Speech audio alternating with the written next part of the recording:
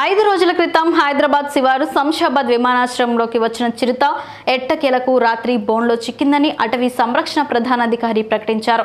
గత కొన్ని రోజులుగా శంషాబాద్ ఎయిర్పోర్ట్ సమీపంలో చిరుత సంచారం జరుగుతూ ఉండటంతో ఎయిర్పోర్ట్ సిబ్బందితో పాటు చుట్టుప్రక్కల గ్రామస్తులు కూడా భయాందోళనకు గురయ్యారు.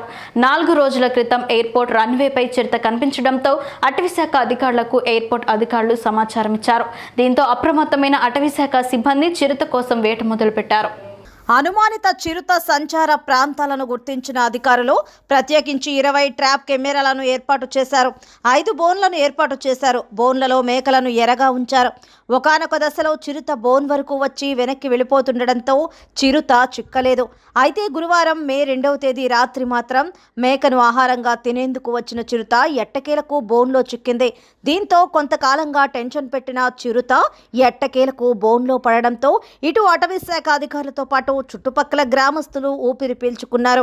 శంషాబాద్ విమానాశ్రయంలోకి వచ్చిన చిరుత బోన్లో చిక్కిందని అటవీ సంరక్షణ ప్రధానాధికారి ఆర్ఎం డోబ్రియల్ తెలిపారు. ఎయిర్పోర్ట్ నుంచి చిరుతను నెహ్రూ జూ పార్కుకు తరలించారు. అక్కడే వైద్య పరీక్షలు నిర్వహించి ఒకరోజు పాటు పర్యవేక్షణలో ఉంచుతామని డోబ్రియల్ తెలిపారు. తర్వాత అడవిలో విడిచిపెడతామని పేర్కొన్నారు. 5 రోజులుగా చిరుతను బంధించడం కోసం శ్రమించిన రంగారెడ్డి జిల్లా డిఎఫ్ఓ సుధాకర్ రెడ్డి, ఎఫ్డిఓ విజయనందలను ప్రత్యేకంగా అభినందించారు.